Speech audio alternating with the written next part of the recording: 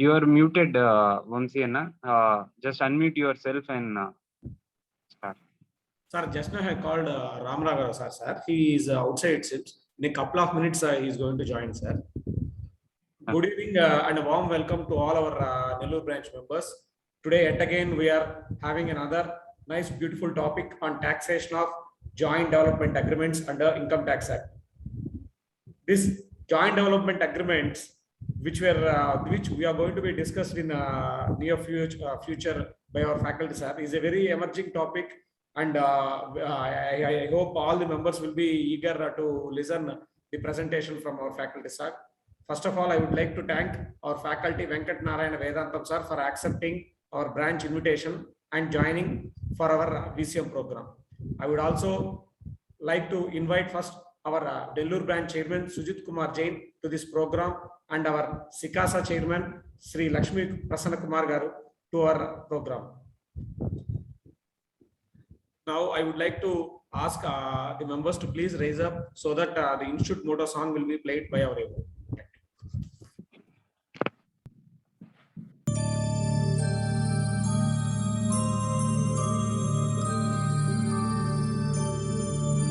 येष सुप्तेषु जाग्रति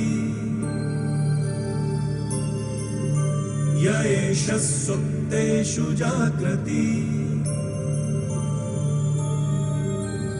कामं कामं कामं कामंशो पुरुषो निर्विमाणः निर्विमाणः तदेव शुक्रं तद्ब्रह्मा तद्ब्रह्मा तदेवामृतमुच्यते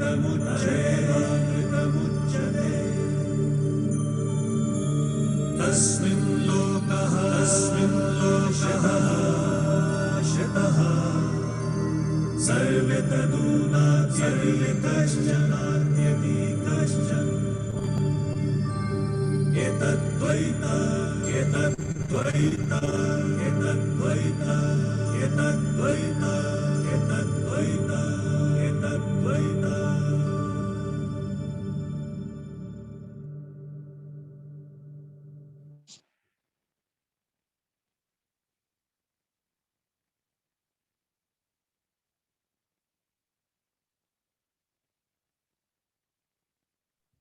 Thank you, members.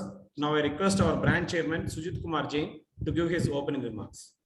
Good evening, members. After a gap of 2-3 weeks, we are having a VCM again on a very important topic, that is joint development agreements. After the COVID pandemic, the need for housing has increased in a tremendous manner.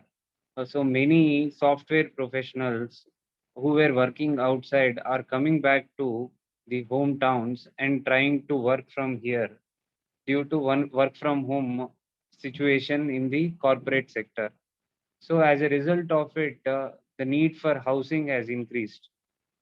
So the due to the non-availability of the capital required to buy the land directly, so many real estate developers and the apartment builders are tying up with the landowners under the joint development agreement.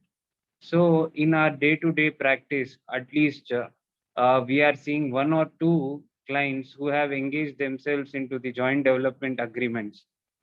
So when I practically faced one case, when I discussed with 2 chartered accountants regarding the joint development agreements, I got 2 diverse views regarding the point of taxation. Means before getting the completion certificate, if you are selling, what is the position? So one of the chartered accountants said that you have to pay the tax by going back to the year in which the JDA was executed. So thereby the client will lose more money in terms of interest. And one of the chartered accountant had the view, which was a general view and should be the view, that you pay as in when the flats are sold in that year, only relating to the amount of the flat sold. So I thought since I had so much of confusion or lack of clarity on this subject, I thought it will be better topic for our members. So going forward, also we are for the next two sessions, we are planning sessions on one reassessments under Section 148. Due to the changes, the time period has reduced from 6 years to 3 years. And further, many new chartered accountants are setting up practice. So if they get such notice, what should be the way they should go for about it? And the next topic which we are thinking is the penalties when it comes to survey and such assessments. So how to go about it, how to go about the disclosure so that they don't get panic and resort to declarations hastily. So this is the plan of action going forward. One more thing, one of our young chartered accountant is setting up office on 27th October, Hima Hasini and Company Chartered Accountants. From the managing committee's perspective, we wish her all the best for her upcoming practice. With this, I would like to thank the branch for giving me this opportunity. Thank you, Sujit. Now I request our SICASA chairman, Lakshmi Prasanna Garu, to introduce our faculty to our members. Good evening. CA Venkat Narayan Vedantam Garu, alias Rahul. He is a chartered accountant from the Institute of Chartered Accountants of India in 2001, and he is a graduate of Commerce from Andhra University. He is a postgraduate of law, currently pursuing MA Psychology. And he is a member Finance Committee in JCI, Junior Chamber International India, from 2017 to 21. In 2018, he is the Zone State President of JCI Andhra State. He is a corporate trainer and relationship counselor. He is a trainer for GMCS of ICI branches. He authored many training manuals alongside compiling 18,000-page goods and service tax. He is a speaker and conducted 95 GST seminars or workshops till date. He is a speaker at various branches of SRC of ICI, including Ballari, Mysore, Kumbakonam, Rajahmundry, etc. He is a director or faculty of Sri Medha Institutional Institutions. He is a director of Jampeta Cooperative Urban Bank Limited, Rajahmundry. He is a governing body member of the Government Arts College, Rajahmundry. He is governing body member of the Government Degree College, Thuni. And he is district chairman at the Lions Club International. He is a faculty for the Andhra Pradesh Cooperative Urban Banks Federation. He is a faculty for many leadership events of Lions Club International. As a corporate trainer, he handles many sessions to senior level management of various companies and business entities, represents in ITAT and State Tax Appellate Tribunal also. His hobbies are playing badminton, writing articles and manuals, traveling, social service, and driving. He married to Kalyani and they are blessed with 2 kids, Isha and Ishan. And Mrs. Kalyani is also a national trainer. Thank you, sir, and thank you for giving me the opportunity. Thank you, ma'am. Now the floor is yours, sir. Thank you very much, dear Chairman, sir, Vamsi Krishna, sir, and Lakshmi Prasanna, ma'am.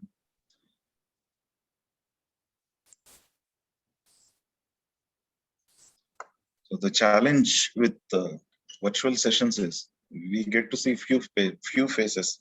Sometimes we have the feeling that we interact with our own self. So wherever possible, for whichever chartered accountant it is possible, please turn on your videos so that we have the feeling that we are interacting in a physical mode and not in a virtual mode. So friends, before I start off, I thank all my gurus, my parents, Lord Venkateshwara, for giving us the position that we are in. Friends, we all know that this topic relates to capital gains, that is joint development agreements. Before we venture into the recent provisions of the joint development agreement. Let us get into understanding the history. So as I go along, anywhere anybody has something to interact on, please unmute yourself, feel free, and you can interact then and there. If the topic, if your query relates to the topic that I'm discussing, then certainly I will answer then and there, or else we'll take it up at a later part of the session. Okay.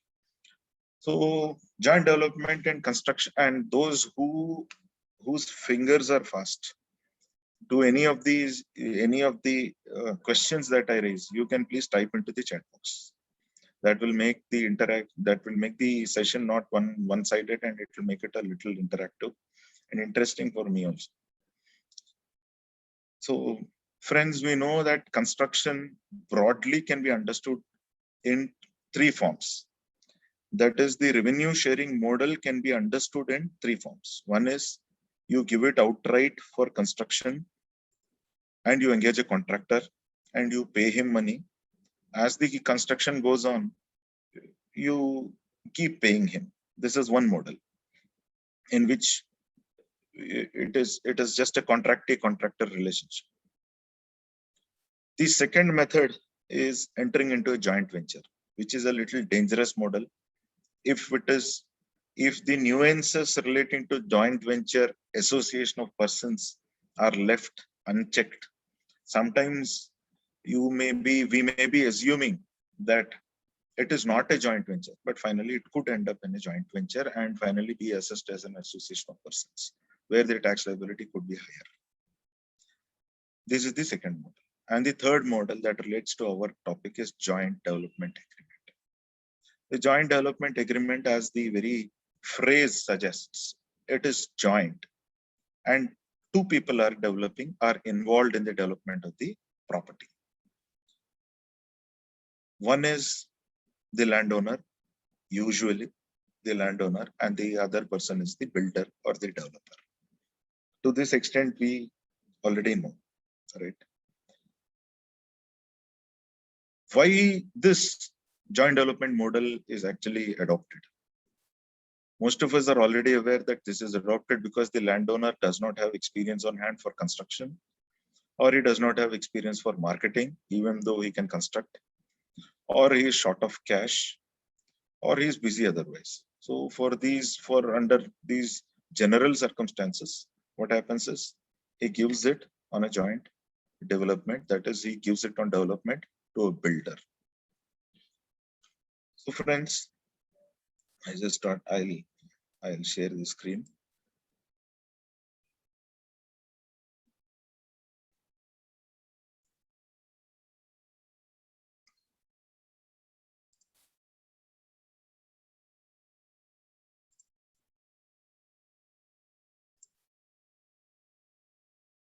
Right.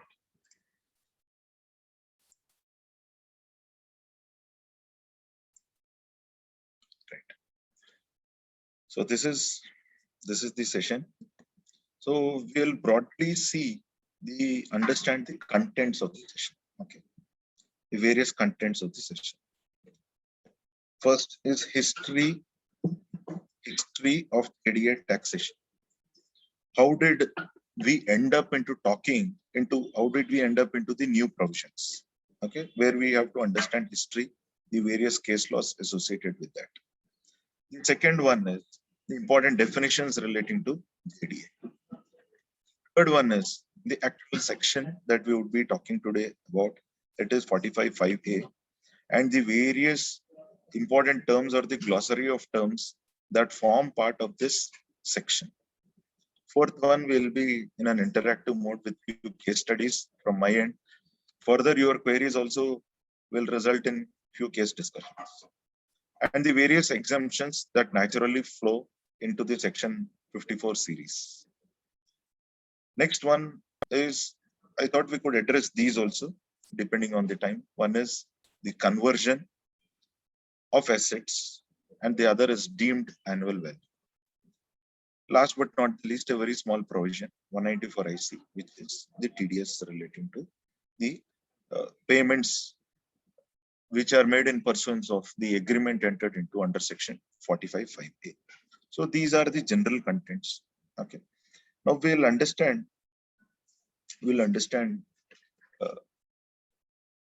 why this section at all was necessary. What actually happened, that we will understand. So there was confusion regarding the year of chargeability of tax, that is year when capital gains actually arise. So there was confusion whether it is in the year in which the joint development agreement is entered into. Wherever possible, after a little while, you could just keep your Bare Acts also. If you have the Bare Act with you, you can keep it ready. So that I would be referring to that, though I reproduce on the screen still. The year of taxability, the confusion whether it is the date of the joint development agreement, or whether it is handing over physical possession, or whether it is handing over the general control before or after the physical possession, or it is date of registration of joint development agreement, not the date of JDA. It is date of registration of the JDA, or whether it is on the date of in the year of completion of construction, or whether it is as per the various clauses that determine the word transfer that relates to the charge of capital gains, the various clauses that form part of the joint development agreement that relate to the word or definition transfer. So there was a lot of confusion when this JDA system came into existence, whether in which year do we have to charge, on which date does the capital gains arise. So because of this situation, these provisions were forced.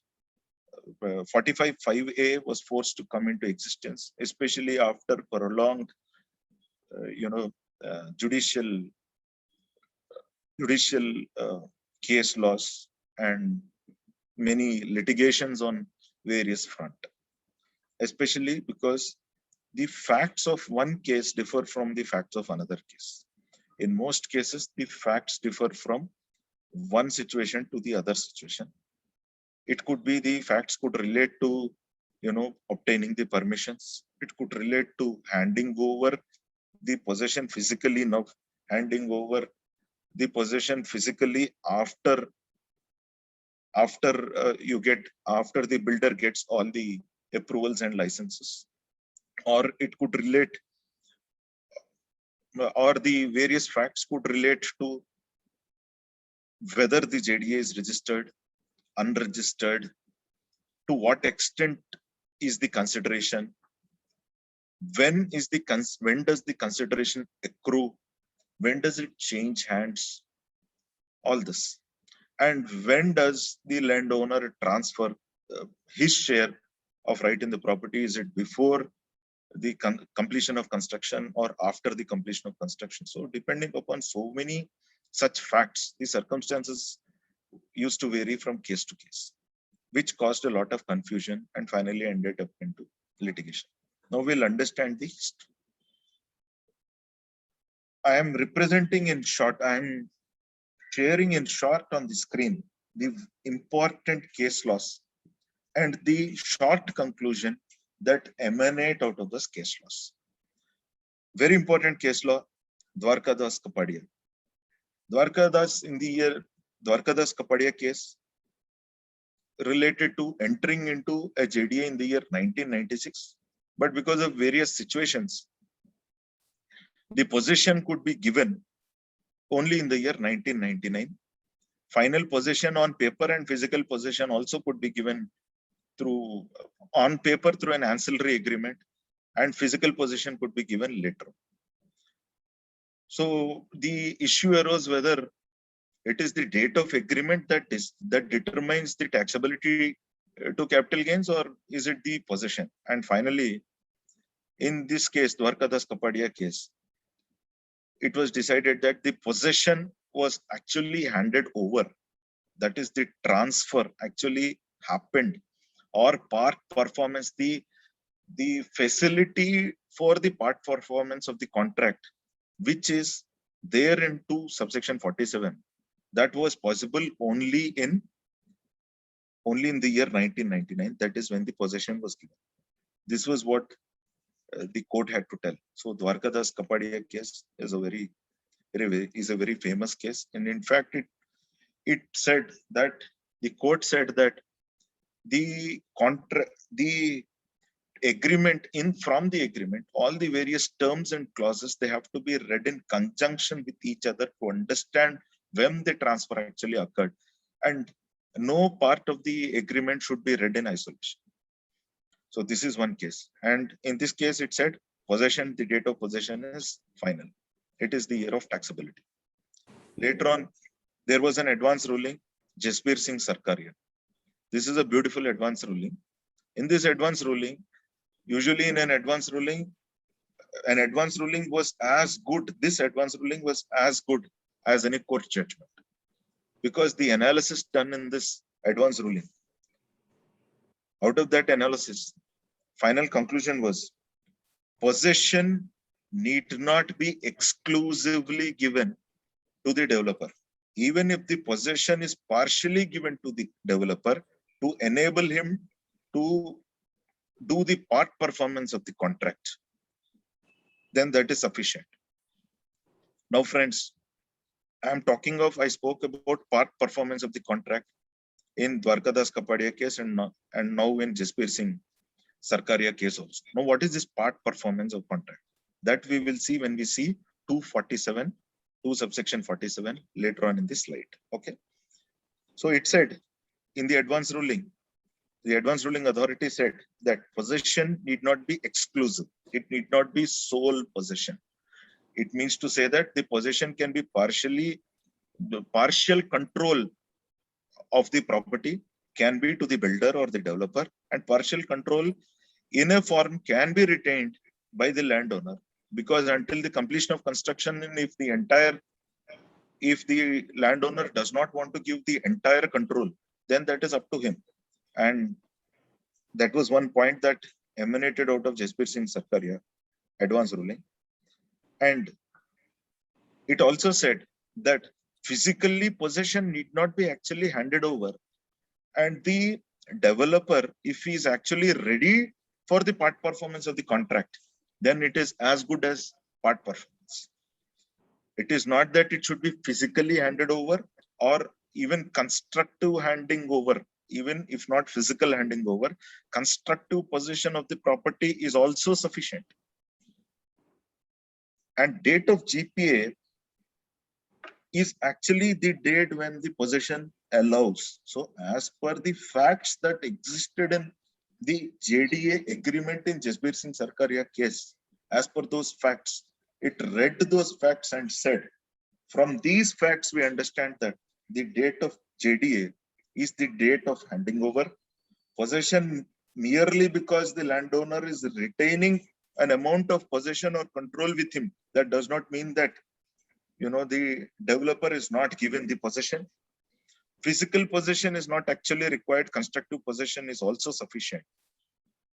From there, it went on to say, from Dwarkadas Kapadia case, we now move on to understanding. In Dwarkadas Kapadia case, we thought possession is sufficient.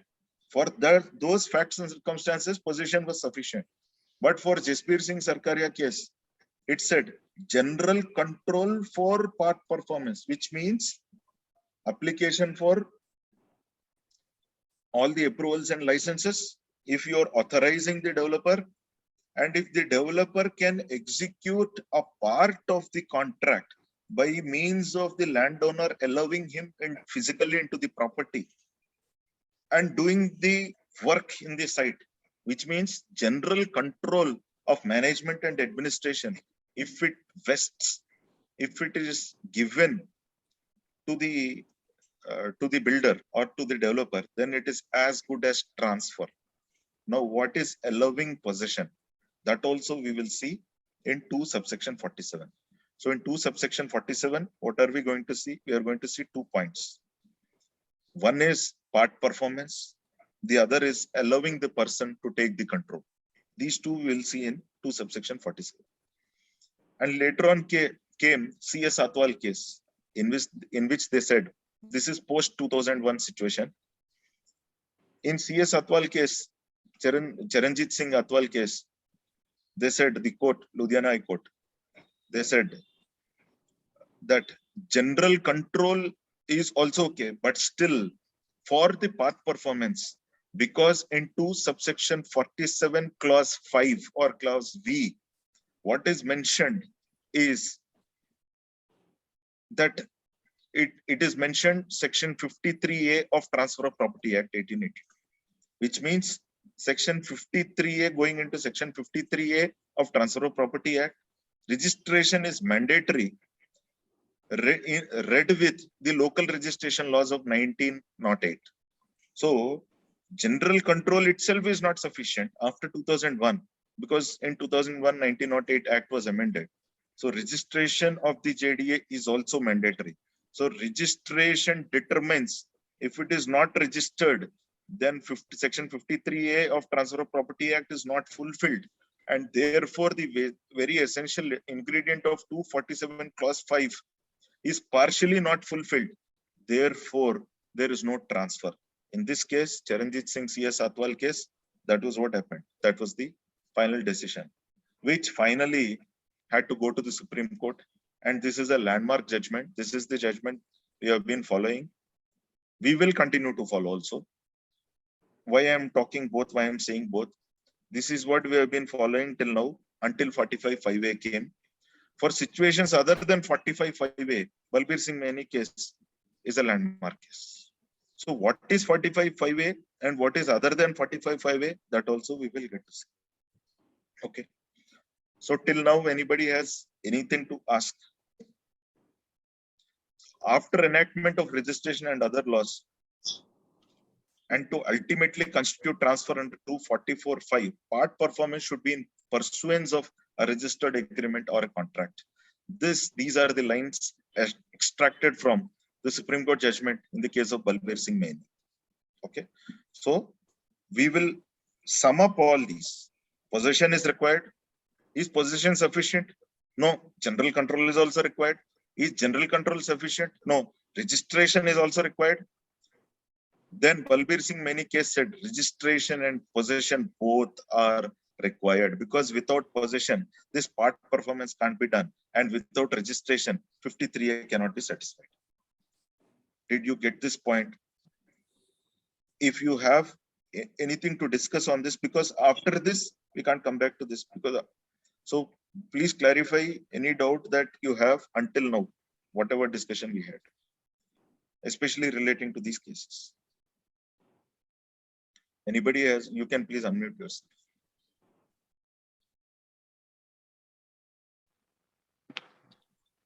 I think we can continue, sir. No one has doubts. Right. Okay. So kindly note down whatever is there on the screen. These are the 4 landmark judgments, and these judgments have to be read in conjunction with whatever is the joint development agreement that you will have on hand relating to your client. This, which fact suit to which case, that analogy you have to adopt. There is no conclusive interpretation except for registration and possession. There is no other conclusive interpretation. For example, registration and possession, as of now, we can think both these would broadly determine the transfer. Okay, would broadly determine the transfer. I am talking about pre-45(5)(a) situation. Okay, I'm talking about pre-45(5)(a) situation and other than 45(5)(a) situation. So now I have one question relating to this. I'll myself ask one question. Registration and possession. We're talking of registration and possession, right? So if possession is given and in the agreement there is a clause which says you can please take the possession after you get the building construction approval from the local authority, from the competent authority, and that is still in process, then possession, is it deemed to have been given?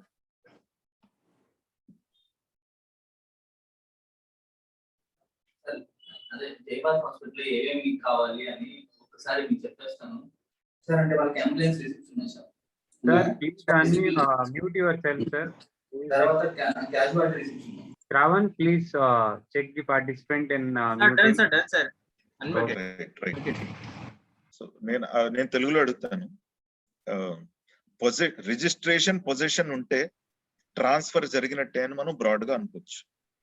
అయితే agreement లో రాసింది ఏమనంటే position మీకు వస్తుంది కానీ approval licence వచ్చిన తర్వాతే అన్నారు. అప్రూవల్ లైసెన్స్ ప్రొసీజర్ లోకల్ మున్సిపాలిటీలో ఇంకా పెండింగ్ టౌన్ ప్లానింగ్ సెక్షన్ లో. సో పొజిషన్ జరిగినట్టేనా అంటే ట్రాన్స్ఫర్ పొజిషన్ ఇచ్చినట్టేనా, తద్వారా ట్రాన్స్ఫర్ జరిగినట్టేనా? సార్ ఇప్పుడు అట్లాంటి కండిషన్ నాకు తెలిసి ఇంకా బిల్డరే పెడతాడు కదా, తనకి అప్రూవల్స్ అన్ని వచ్చాకే పొజిషన్ వచ్చినట్టు అర్థం కదా. సో పొజిషన్ వచ్చిన తర్వాతే అని చెప్పని కనుక కండిషన్ పెట్టుకుంటే ఎగ్జాక్ట్లీ. సో పొజిషన్ వచ్చిన తర్వాతే అనే కండిషన్ కనుక పెట్టుకుంటే ఆ కండిషన్ యూజువల్ గా ల్యాండ్ ఓనరే పెడతారు. నువ్వు లైసెన్స్ లో అప్రూవల్స్ అని నువ్వు తెచ్చుకుని నాకు కనిపించప్పుడు నీకు పొజిషన్ ఇస్తాను అని. ముందరే పొజిషన్ ఇస్తే వన్స్ ఈ స్టార్ట్స్ వర్కింగ్ ఆ అప్రూవల్స్ రాకపోతే మళ్ళీ ఇబ్బంది వస్తుంది కదా, అందుగురించి. That's why so the just is registration position both clauses have to be satisfied in conjunction and the every joint development agreement basing on the various clauses that these parties have written between themselves. Every JDA, the conclusion of every JDA relating to transfer eppudu jarigindi ane conclusion that changes from JDA to JDA. The broad principles have to be adopted from these four cases, especially Balbir Singh Maini's case. Okay, now we move on to the next one. Subtracting 45 in Balbir Singh Maini case, what is it? Yeah. Excuse me, sir. Sir, ఇప్పుడు suppose part of the building land ఓనరే construction చేశాడు, maybe cellar construction అంతా చేశారు. After that land owner వచ్చేసి okay ఈ మొత్తం extent నేను construct చేయలేను డ్యూ టు వేరియస్ ఫ్యాక్టర్స్, అప్పుడు జేడీ అగ్రిమెంట్ కి ఎంటర్ అవ్వచ్చా? ఎంటర్ అయినప్పుడు దీన్ని కాస్ట్ కింద కన్సిడర్ చేస్తారు? ఎంటర్ అవ్వచ్చు. ఎంటర్ అయితే దీన్ని కాస్ట్ కింద కన్సిడర్ చేస్తారు for the purpose of computation of capital gains relating to the land owner. At the same time ఈ ప్లాన్ అప్రూవల్స్ అన్ని ఉంటాయి కదా సార్, ఈ ప్లాన్ అప్రూవల్స్ అన్ని అప్పుడు మన సెల్లార్ కన్స్ట్రక్ట్ చేస్తున్నప్పుడు ప్లాన్ అప్రూవల్స్ అన్ని ఆ ల్యాండ్ ఓనరే అప్టైన్ చేస్తుంటాడు. సో జేడీఏలో ఇవన్నీ ట్రాన్స్ఫరబుల్ కింద క్లాసెస్ పెట్టుకోవచ్చు మనం. ఆటోమేటిక్ గా పెట్టుకుంటారు, ఎందుకంటే అప్రూవల్స్ తెచ్చుకున్న తర్వాత they wouldn't right because approvals are already on hand. So another point which was given in Balbir Singh Maini's case was for attracting section 45, which is the charging section for capital gains. Income must arise on assumption of transfer of capital asset. Now, where is the income arising? Without registration, there is no contract. Understand this. Without registration, there is no valid contract. Without registration of JDA, there is no valid contract, and hence 53A is not satisfied. Thereby, when there is no valid contract, it is merely an agreement. If we can recollect the provisions of Indian Contract Act 1872, there is a difference between agreement and contract. So this agreement is an unenforceable contract. So when it is unenforceable, even on the date of JDA or even on the date of handing over the possession, it cannot be treated as transfer because nothing arises validly for a valid enforcement, nothing arises out of this. So in such situation, completion of construction only will determine, that will be the year which will be treated as the year of transfer for the purpose of capital gains. Understood this point? Now these two are the important points that flow out of Balbir Singh Maini's case. Okay. Hypothetical income cannot be taxed under section 45. For example, you did the registration now, you also did the you are yet to give the possession, because merely because you did the registration and you said I am handing over the physical possession without that person getting approvals, and in the agreement, joint development agreement, there is a condition you have to get the approvals. Without that fulfilling, can income arise at all? That accrual concept is not fulfilled. So hypothetical income cannot be taxed under this act, leave alone under section 45. Under any section, hypothetical income cannot be taxed. Okay, so these are the three broad principles that flow out of Balbir Singh Maini's case. Now we move on to the next point to understand what is transfer. Now in this slide, we were talking about part performance of the contract. We were talking about 53A. Now if you turn to your Bayer Act, I am representing on the screen. I am presenting on the screen. Section 2, subsection 47. I did not give clause 1 to 4. I am directly giving clause 5 here. Any transaction involving, first point, loving the possession. That is why in the previous slide in Balbir Singh Mani's case, they said possession is important of any immovable property. Of any movable property to be taken or retained in part performance of a contract. Part performance of a contract in the referred to in 53A. What is 53A?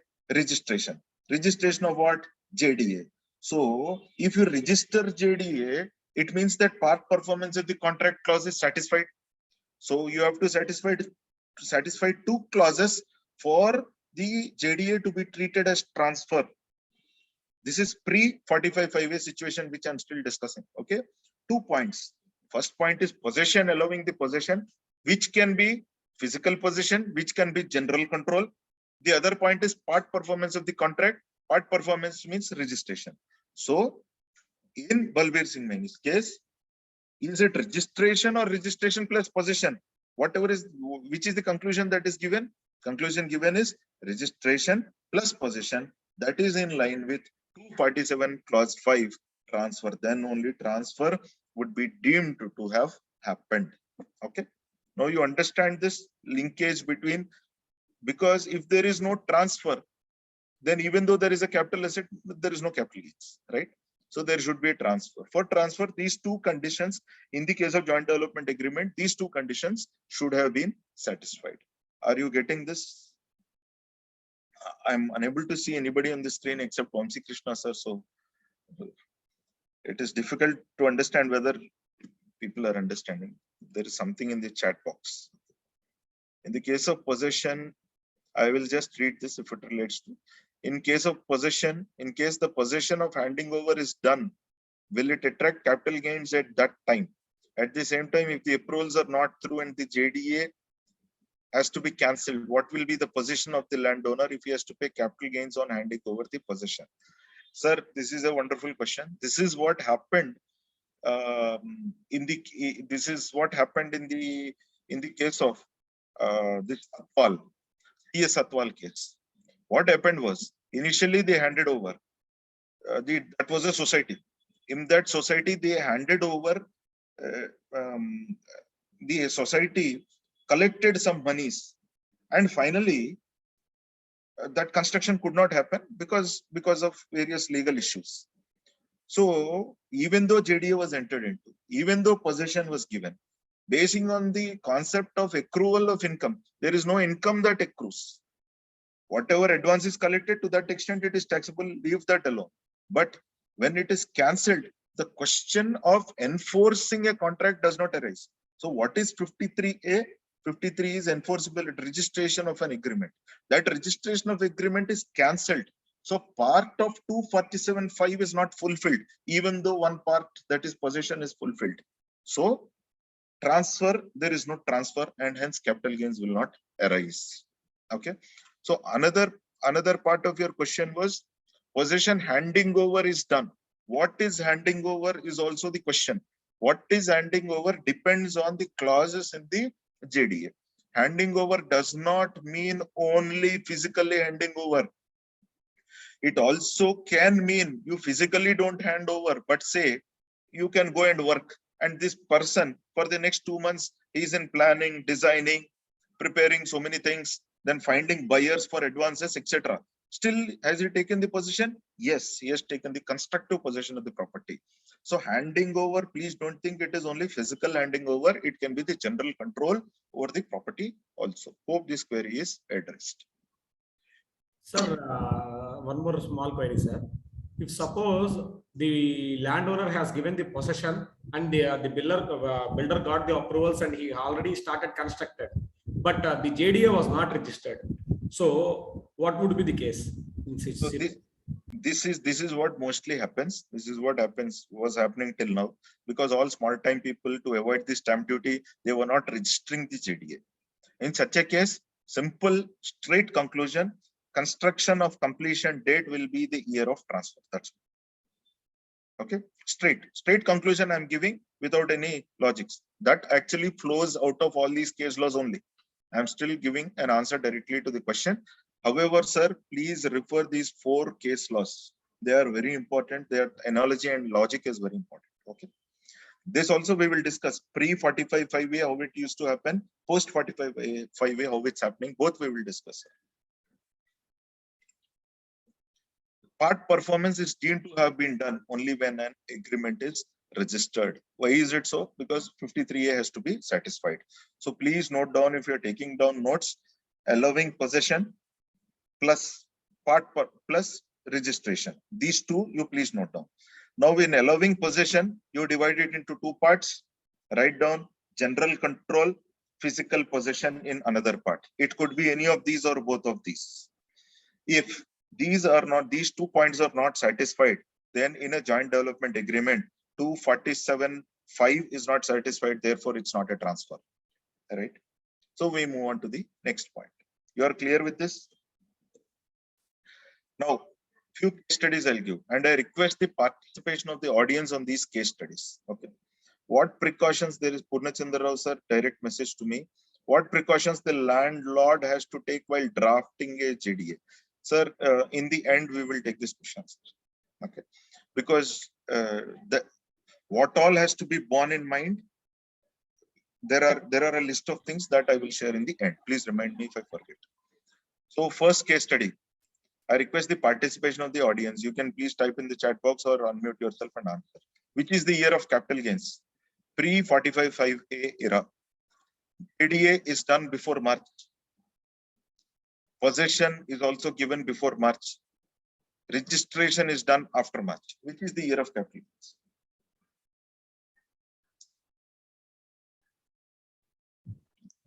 Before March, sir. After March. Before March. After March. After March. Yeah, correct. So after March will be, out of Balbir Singh Maini's case, this is what it said. It said post 2001 situation, registration is mandatory. In the year of registration only, if registration, suppose, for example, before March registration is done, possession is given after March, then 247(5) 1 point is satisfied after March. Then after March only, the year of capital gains. It is transfer, and that only will be the year of capital gains. Okay. Sir, can we consider directly as whichever is later? Right. We can consider. We can consider. So another year of capital gains. Land you are showing in work in progress. Agreement is entered into before March. Registration is before March. Possession is after March. Which is the year of capital gains?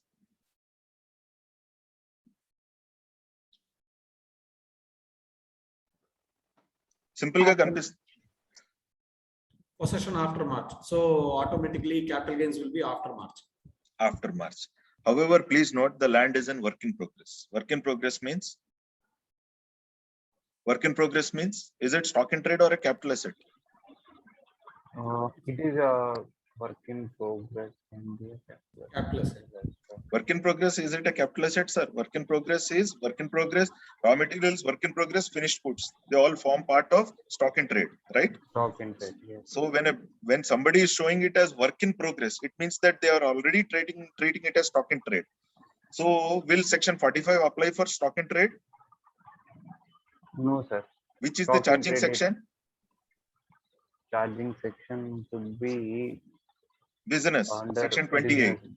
Section 28, read with section, of course, read with section 43 CA. Okay, 43 CA correct. also you have to bear in mind. Okay, so the year of capital gains, though possession registration happens, still, because first point land is work in progress, so forget it. It is not a capital asset at all.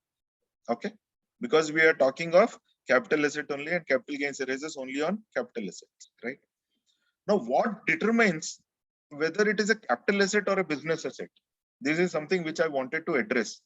Out of my general experience relating to which I have gathered over the last 20 years, I have listed a few points which determine whether it is a capital asset or a business asset. Okay. I see 2 messages in the chat box. Okay. What are the various factors that determine? Okay. Broadly, I'm giving The nature of property sold. What is the classification of the property in your books of accounts? Whether it is below or whether it is above. Below means current assets, above means investments or fixed assets, right? Investment is also a non-current asset, right? So investment or fixed asset, it is a capital asset. Understand? Investment or fixed asset, it's a capital asset, and section 45 would apply. If it is in stock in trade below current assets, then naturally business income. So nature of property sold, that determines length of the time the taxpayer is in possession of the owner of property. You bought it this year only, and immediately you are giving. Then you can choose to put it above or below. You can choose to treat it either ways, as a capital asset or stock in trade, right? So the length of the time you are holding also will determine the intention, your intention, it will determine whether it is a capital asset or a business asset. The frequency and number of operations carried out by the taxpayer. You are buying an asset, selling an asset, buying an asset, and selling the same asset. Then the frequency of the transactions also determines whether it's a capital asset or a business asset, right? You agree with me? Those who agree, if you agree, just put thumbs up like this. Yes, sir. Right. The improvements made by the taxpayer to the property. So what are the improvements made? Like, for example, he divided into plots. So when would somebody usually divide into plots? If you have a 1,000 square yard property and you divide it into 200 square yards of five plots of 200 square yards each. I think Marketability, sir. Marketability, right? Okay, so why do you for marketability? So you can say, I did this for marketability and still want to consider it as capital gains. Or you can say, this is not for marketability. This is because my intention was to treat it as stock in trade. That also you can say. So choice is yours. The way in which you represent the case, that will determine what improvements you have made. That will, you can appropriately link it up. Okay. However, all these points have to be read in conjunction with each other. They do not operate in isolation, mind you. The next Sir, point. a small query. Yes. Hello. Yeah, madam. Go on, madam. Yeah. Sir, actually, this is regarding a client. He deals in constructing apartments and selling them. Actually, he has done 2 projects. The first project was over. The sale was over. He has closed it. Everything is over. He started another project. On a request of one of the customer, what he has done is, the customer was of the old apartment. He sold the old apartment in exchange of the new apartment, a flat in a new apartment. The firm purchased one of the flat in the old apartment and sold apartment in the a flat in the new apartment to the customer. So what could be the nature of the new, old flat in the old apartment? Old asset purchased by this person. Okay. This intention only that person has to tell. The buyer has to tell. That is, the builder has to tell. So he has to seek your guidance, appropriate guidance, and you have to find out whether you bought this. First question is whether it is bought in exchange. I think you are in mobile as well as laptop. There is a double sound.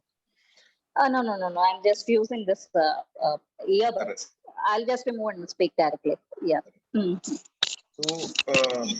So if he's acquiring this property in exchange of the other property, then his intention has to be understood. Whether he wants to retain this or whether he wants to sell this property. Because mind you, understand this very carefully. You are giving 101 in one property for 102 in another property, right? Yeah. Right.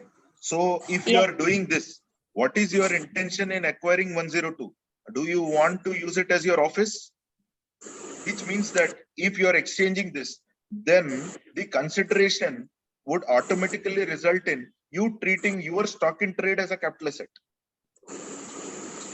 Or you are taking that 102 to sell it off again later. Then it is not stock in trade into capital asset, it is stock in trade into stock in trade. Okay.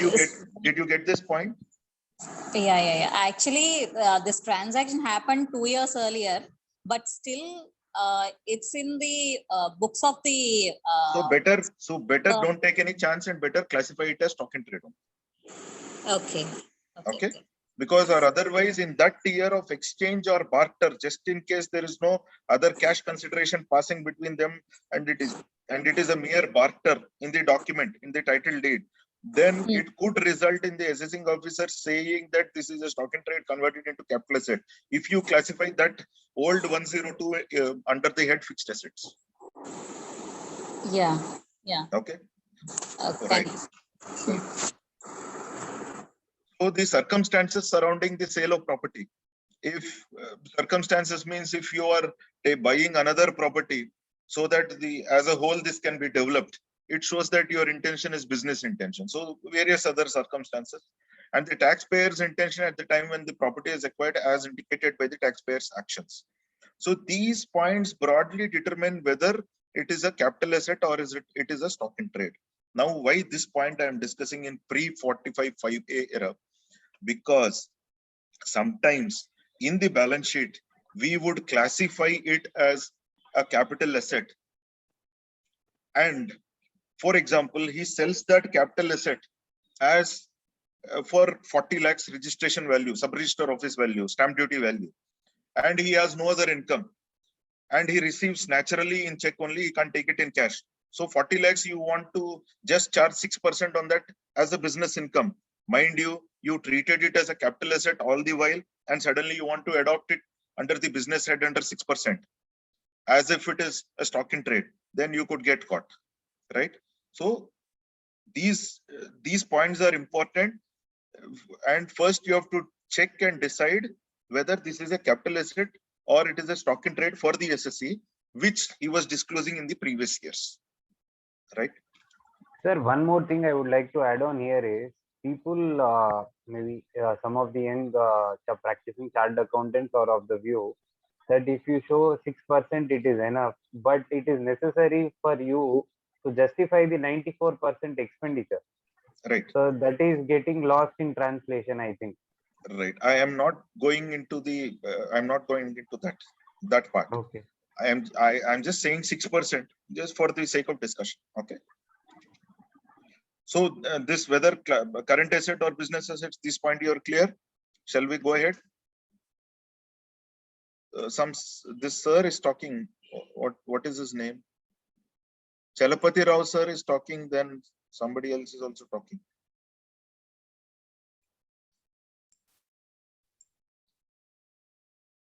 Purna Chandra Rao sir is talking. He's on mute.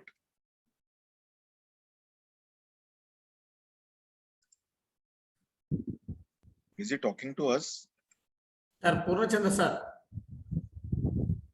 Sir, you are not audible. Sir, మీరు పూర్ణ చంద్రరావు గారు మీరు మాట్లాడుతుంటే unmute చేసుకోండి దయచేసి. Unmute చేసుకోండి screen మీద.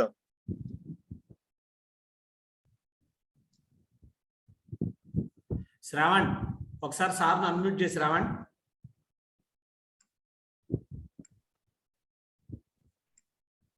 శ్రావణ్ సార్కి request పంపించాను సార్, ఆస్క్ టు అన్మ్యూట్ అని, బట్ క్లిక్ చేయట్లేదు సార్. పూర్ణ చంద్రరావు గారు అక్కడ ఉన్న ఎవరినైనా పిలిచి కొంచెం అన్మ్యూట్ చేయమని అడగండి sir. In the mean while call చేసి శ్రావణ్ అన్మ్యూట్ అయింది ఇందాక, కొంచెం బ్రీఫ్ కి మళ్ళీ ఏమైందో తెలియదు. రైట్ సార్ ప్రొసీడ్ అవ్వండి సార్, ఈ లోపల శ్రావణ్ అది సెట్ చేస్తాడు, తర్వాత సార్తో క్వైరీ టేకప్ చేస్తారు. Right. So with this we understanding this pre-45(5)(a) era, we move on to 45(5)(a). 45(5)(a) introduction finance bill 2017 lo introduction lo this was what given. They said we want to remove this confusion, especially for small time people ante like individuals etc. వీళ్ళందరికీ కూడా confusion వస్తుంది. Wrong year లో capital gains కడుతున్నారు, మళ్ళీ 143(3) లోను లేకపోతే 148 నోటీసులు వచ్చి ఇబ్బంది అవుతుంది వాటిలో అని చెప్పి, with a view to maximize the general hardship వాళ్ళు ఏం చేశారంటే, may face paying capital gains in the year of transfer. Transfer అంటే ఇప్పుడు that is the confusion or that is the question. Capital gains shall be chargeable as income of the previous year in which certificate of completion for the whole or part of the project is issued by the competent authority. This is the explanatory memorandum.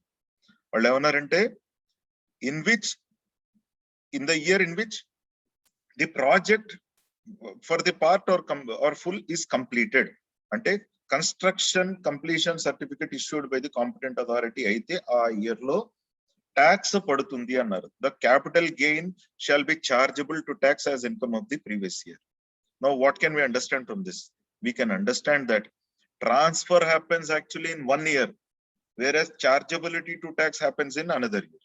చూడండి, ఇంతకాలం ఇన్ని సంవత్సరాలు 1961 నుంచి ఇప్పటిదాకా transfer ఎప్పుడో, taxation కూడా అప్పుడే. కానీ సడన్ గా 45(5)(a to remove the difficulties, it has come up with a new perspective and says transfer maybe you did this year possession agreement and all, but agreement registration, possession, physical, general control, everything now, but on completion only you have to pay capital gains.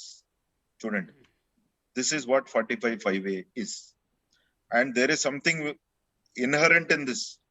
Enti 2021, now we are entering into a 21-22 financial year, we are entering into a joint development agreement, and completion happens in the year 2026, for example, after 5 years, or 2024, right? After 3 years the construction happens.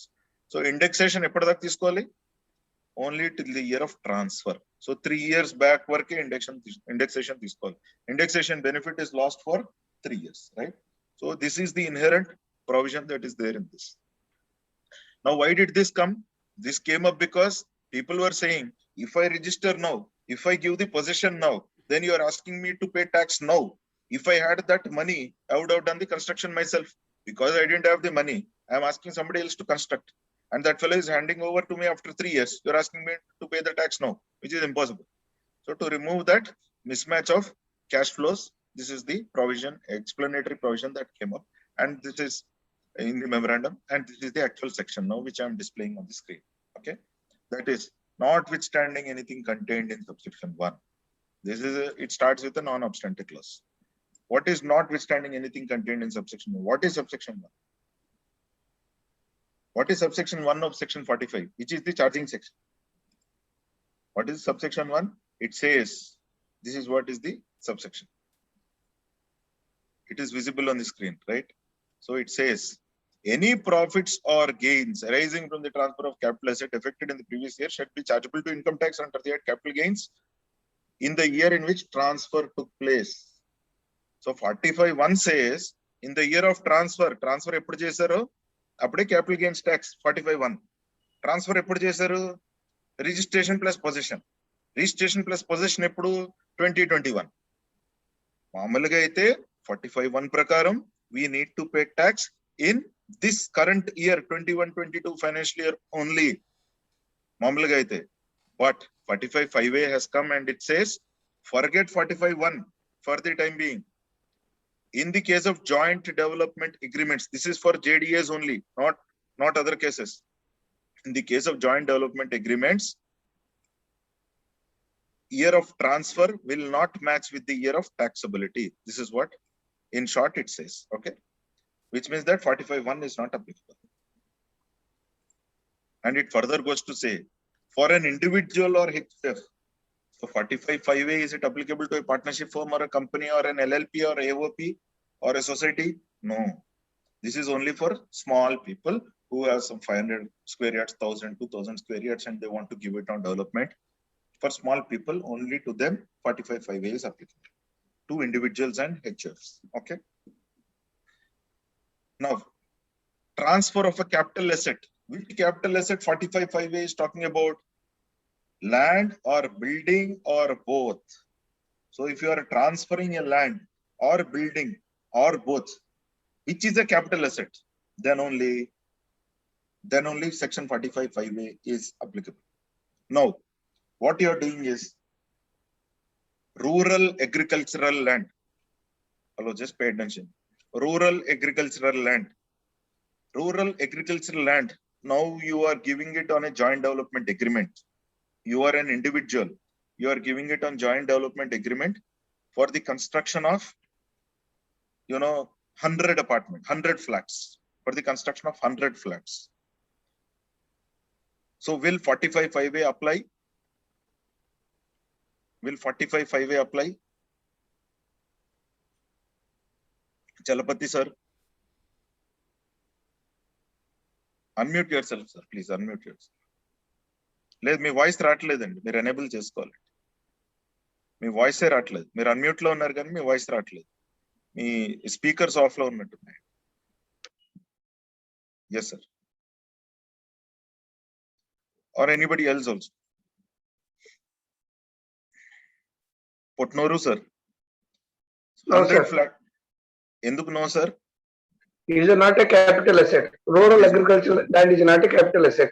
Not a capital asset, exactly. So you have to bear in mind, first thing is individual HF only. Second thing is it should be a capital asset.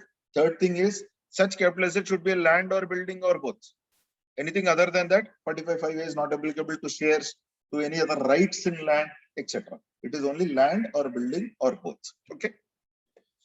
Next, under a specified agreement. Now, what is a specified agreement? That definition is also given. That we'll see. But specified agreement forms a very important part of 45(5)(a). Okay. I'll discuss that later. The capital gains shall be chargeable in the previous in which certificate of completion is issued by the competent authority, either for whole or in part. So this is C. You can see 45(5)(a) on the screen. You can see 45(1) also on the screen.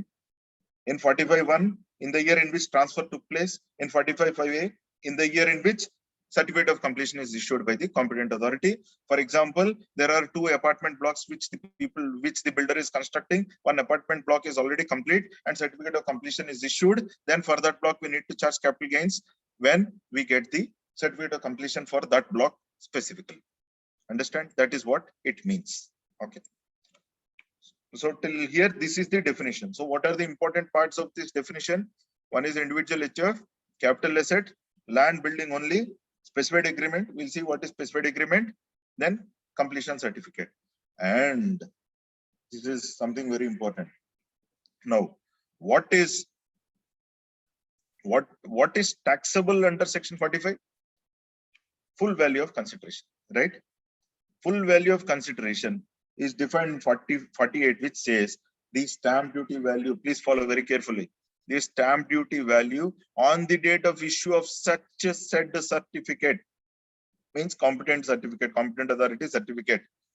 On that date, whatever is the stamp duty value of his share, whose share, landowner's share, whatever is getting. For example, I'll just stop this here. You are giving for construction of 4 flats, 1 flat to the builder, 3 flats to you. What is your share? 3 flats is the share. So 3 flats share being land or building or both in the project. So are you getting back?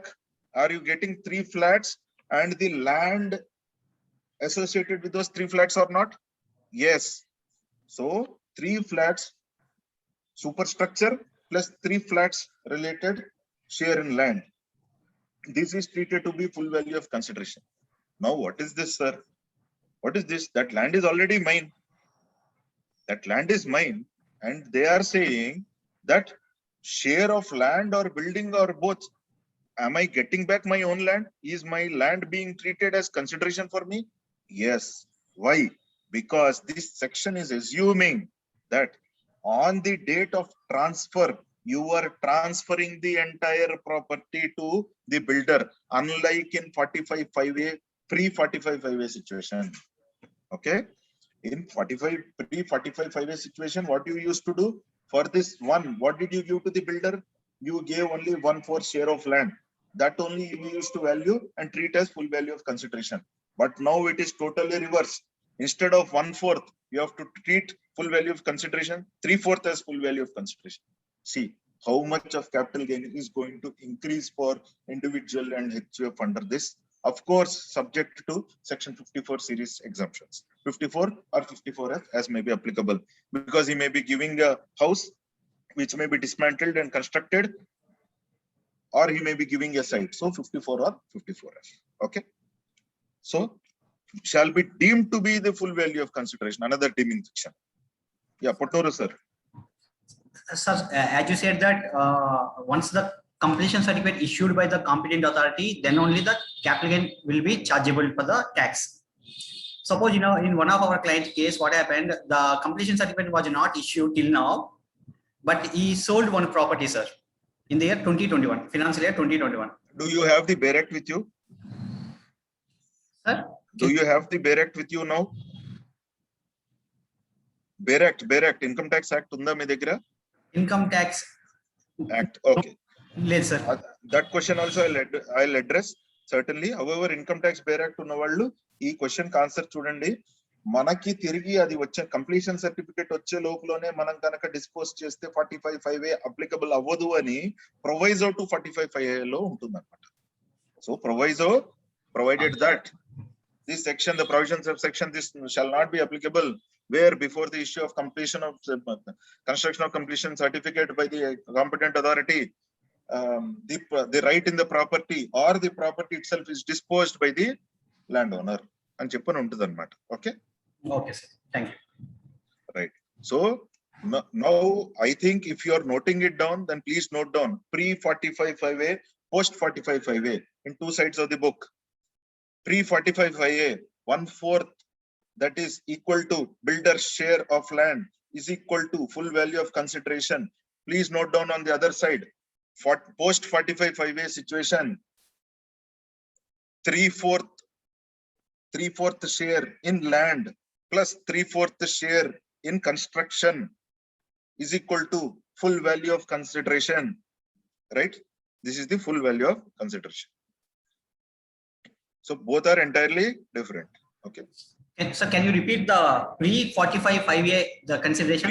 Pre 45(5)A, it is builder's share in land. What did you sell? What did you give to the builder? Land, sir. How much land? 1/4. Yes. Did you give the house to him? 1/4 it means only land only I give. Correct. You did not give house. House he only built. So 1/4 land only was your full value of consideration, market value. Right? Right, sir. Right. So this is 45(5)A. Okay. This is the text of this section. And in the explanation. But three houses are coming now, sir. That has to be added. 1/4 share in land plus 3/4 3 flats value. Construction value has to be added, which is specified in the JDA. No, we did not do that. We are giving you for those 3 constructed houses which is giving to us, we are giving him 1/4 land. Okay. Okay, so that is the consideration. We are not getting 3. See, what is the value of 3 houses? 3 houses value equal to 1/4 land, or else you will not enter into that agreement. Agreed. Yes. Right. So only 1/4 value in land. Okay. Right. Yeah, that is what we were doing till now. Okay. Okay. So we move on to the next point. Next point is 45(5)A. This proviso I already explained when Putnuru sir asked. So proviso nenu display cheyatledu. I'm going directly to the explanation. In the explanation, we talk of competent authority. You know competent authority, town planning officer or DTCP approval or whatever that is. Okay. Now specified agreement. Here in this definition, we saw specified agreement, right?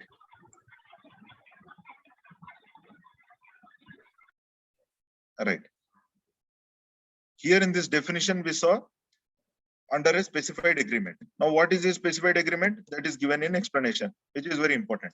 Specified agreement means, this is a very important part for you people to understand, for us all to understand what 45(5)A is. Okay. Specified agreement means a registered agreement. First one, registered under what? 53(A) of Transfer of Property Act, in which a person owning land or building or both agrees to allow. What is agrees to allow? Can somebody tell? What is agrees to allow? Agrees to allow is equal to. We already discussed. Agrees by way of the agreement, sir. The permission agrees to allow ante possession. Agrees to allow another person means possession. Two things: registered agreement, possession. Are rendu ikkada unnaya leva? Unnai. Balbir Singh Maini's case ade kada. So registered agreement plus agrees to allow. Agrees to allow means giving possession to develop a project. Okay. In consideration of a share, very important. In consideration of a share, what if there is no share and he is paying outright? What if there is no share and is paying outright money? Will it be joint development or will it be outright purchase and sale? Outright purchase and sale. So ikkada share anedi undali. Okay, share in the developed property. Partial consideration cash lo undachu, no problem. But share untene joint development avutundi, lekapothe it is 45(5)(a) ne applicable kaadu. Right? So 3 points out of the specified agreement. One is checked if it is a registered agreement. Second, did he give possession? Third, share anedi dantlo rasunda, then it becomes specified agreement. If it is specified agreement, then it is 45(5)(a). 45(5)(a) subject to it is a capital asset, individual and HF clause also being satisfied. Okay. Now this is the entire gist of 45(5)(a). When is it taxable? Not in the year of transfer, but in the year of completion certificate. Right? Now you got this point. And what is the value on which tax is chargeable? Whatever the landowner gets. What is he getting? 3/4 superstructure he is getting. Out of the 4 flats, 3 flats is getting 3/4 superstructure. What is the presumption? Presumption is that 3/4 land also is getting back. Why? Because it is already transferred 2 years ago. That land is already treated as transferred 2 years. Are you clear with this? Basing on this, I will ask more questions. Okay. Now let us answer these questions, these points. Okay. What if the total consideration is in cash? The total consideration is in cash. Entire amount is chargeable for tax, sir. Okay, 45(5)(a) is applicable, or what is the charging section? It's not a Charging very section is 45, sir. Section 45. 45(1), right? It is 45(1), right? One. Okay. It is not 247(5), it is 247 clause 1 or 2 or 3. Right? It is not 247 clause 5. Now see what is 247 definition. If you have the Berat, just check what is 247. Relinquishment of an asset, extinguishment of right in an asset, etc. All those. Okay. What is the consideration when a builder gets 1/4 share in a construction of 4 floors or 500 square yards? 3/4 of superstructure and 3/4 of land. What is the consideration when a builder gets 1/4 share in construction of 4 floors?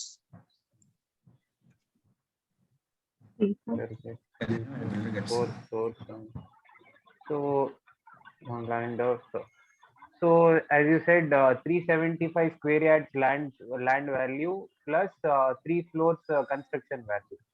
Right, very good. And value as on which date? Value as on the date of the completion certificate, when Exactly, it is the obtained. stamp duty value as on the date of completion certificate. Now, what is the stamp duty value? How do we arrive at the stamp duty value? It can be a market value, it can be stamp duty value. In case of any difference, in case of any differences, you can even go for valuation and say that is the stamp duty value, right? Yes. Right. In which year should landowner pay the tax? The year in which the completion certificate certificate is issued. Issued. Right. On how many square yards can we claim indexation? on which, Can the landowner claim indexation? on entire 500 square yards. Very good, on entire property. Because he has transferred the entire. Now we'll go back to the basic. What did he transfer? It is treated as Land. transfer. Now what is treated as transfer? 500 square yards is treated as transfer.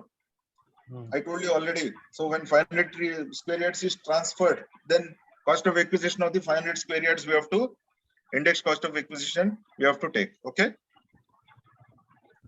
And the landowner take 54F exemption. Sir, if it Yes. 54 it is not available because it is land, that is ruled out. 54F it is land available, but since he is getting more than one flat, 54F exemption will also not come, sir, because he's getting, I am assuming 3 flats because it is in 3 floors. Right. So no exemption under 54F. So shall we discuss that 54 one a residential house, one residential house also now? Shall we discuss that? Yes, if by assuming that he's transferring a house or a building, residential Right, building, right. which So he has we'll discuss. demolished. We'll just stop this here. We will discuss that also. Okay. I'm just Yes. stopping the screen share. Okay. Now, now earlier how it was? What was happening? What was happening is sell one, buy one, right? Sell one, buy one. Then sell two, buy one was also permissible. You agree? Sell two, buy one was also permissible. Okay. Sell one, buy many, was it permissible? Sell one, buy many, was it permissible? Previously, it is there. Yes, sir. I Pre- think before Finance Act 2015, it was permissible. After which one residential house, a residential Very house, good, very good. Okay. terminology has come. Right. Now we will discuss what that provision is. Okay. What actually happened in the various case laws that are there. The first case law relating to this very landmark judgment was Anand Basappa case. You must be knowing this.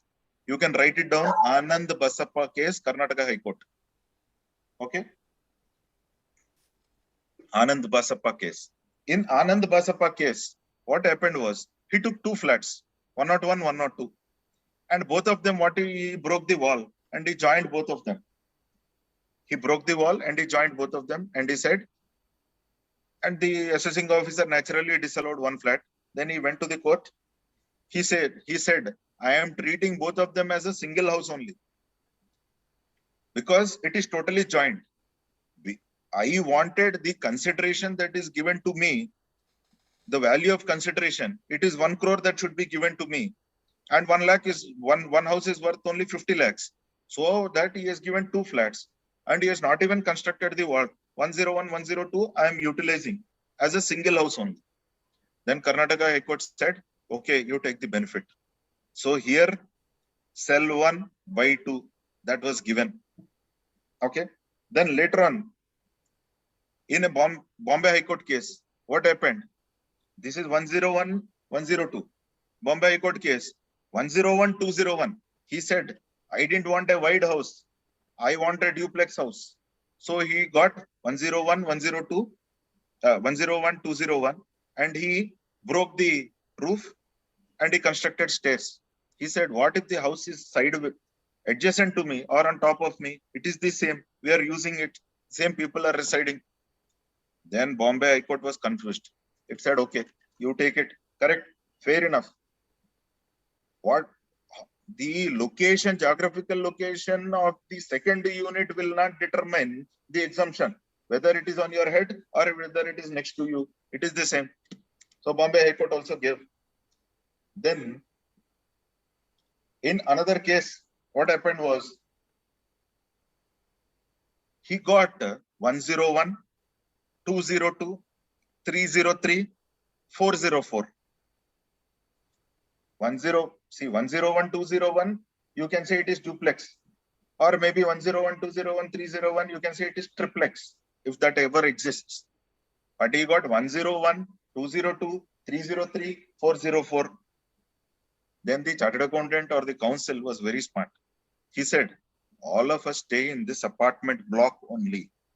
We have only one kitchen in all these 101, 201, etc., 202, etc. We have only one kitchen. All of us cook food in one place only. And all of us sleep in one flat only. And we all of us staying in different floors have a single ration card. And all of us are listed on the same Aadhaar card. So what if this fulfills the ingredients of a house, of a residential house? You should have a kitchen. You should have other utilities. And all these are being commonly used by everybody. It is not that father's family is living in 101, son's family is living somewhere and some other is living in 303, etc. No. That chartered accountant logic was accepted. That was accepted. They said, okay, you take. Then the change to the act came in 2015. They replaced the word A with 1. Nothing more happened. What happened was A, the letter A was replaced with 1 in section 54. That is what they did. So A and 1 that change was brought. However, definition of the residential house, did they change?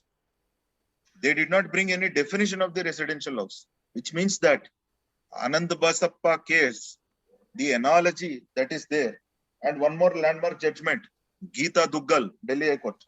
Geeta Duggal case, please note down. In that Geeta Duggal case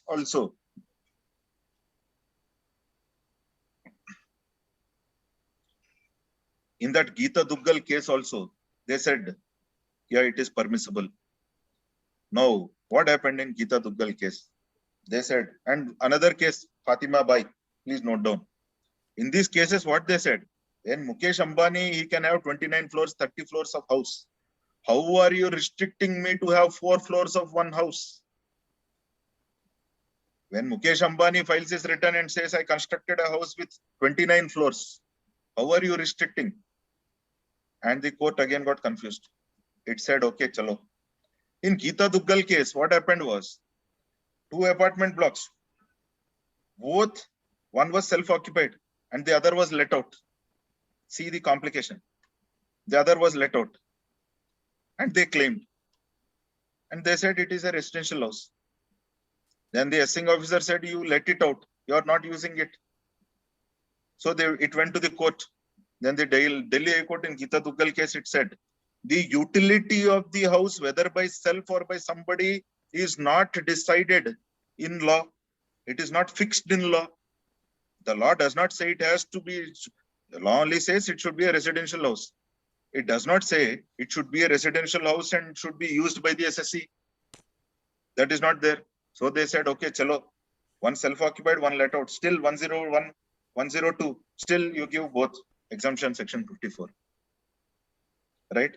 So despite the change in law, which is, in my opinion, not a very big change, A to 1, it does not in any way defeat the analogy or logic that is given in these case laws. You can also please go through these case laws. Okay. So now we will come back to our screen share. Sujit sir, is that okay? Purnachandra Rao, Chalapati sir, Potnoru sir. Yes, sir. Am I audible now? Yeah, you are audible. Who sir? Yeah. Purnachandra Rao. Purnachandra Rao. Yeah, you are audible. Sir.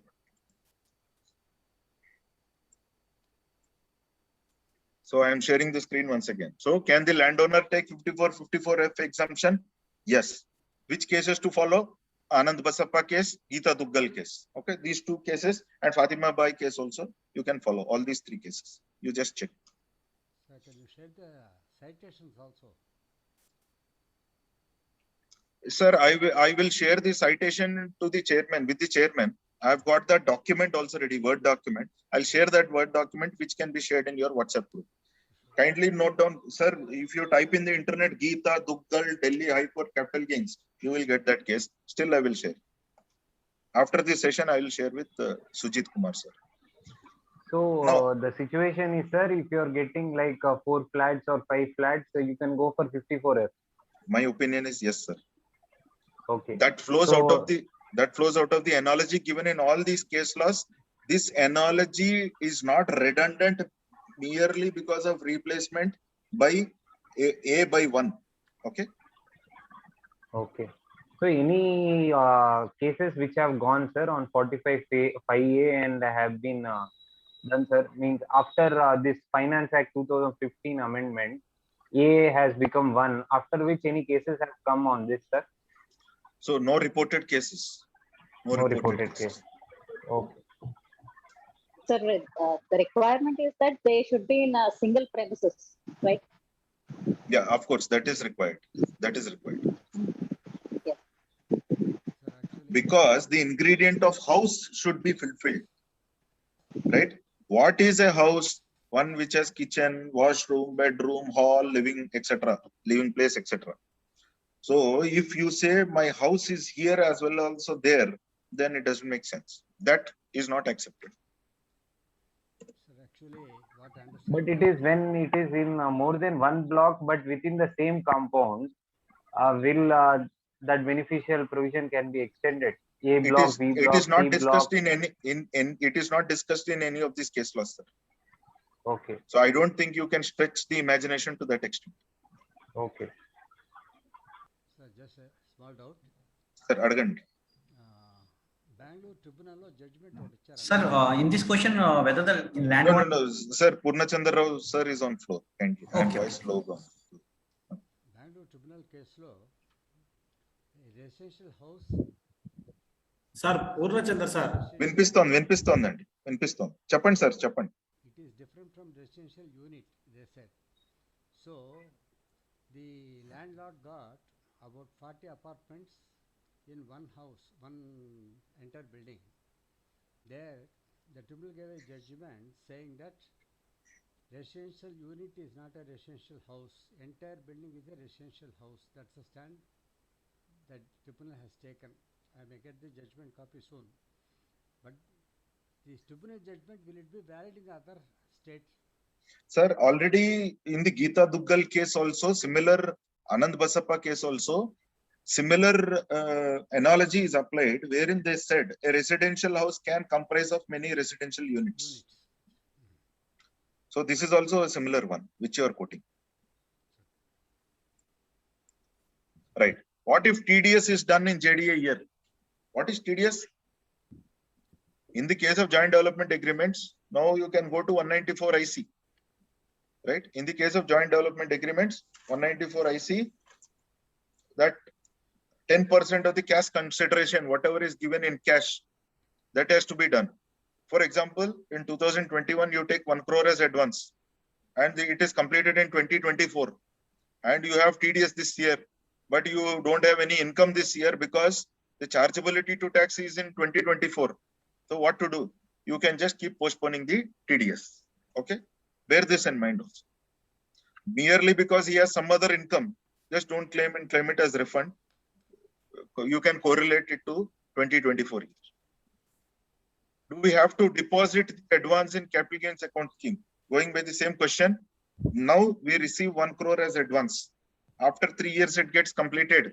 This 1 crore, do we have to deposit in capital gains account scheme? Can you answer, please?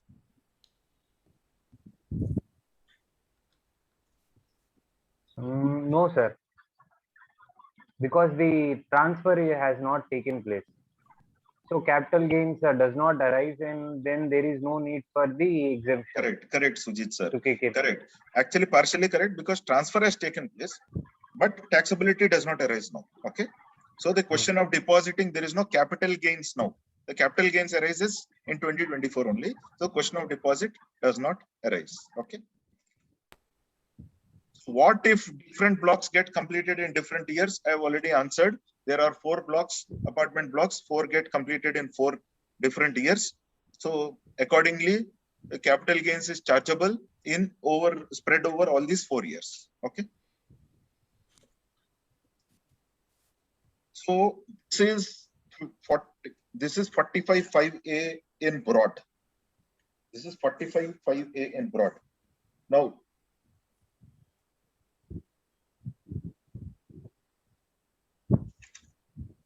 I have few other issues also to address, not relating to 45(5)(a), but still relating to capital gains. Okay.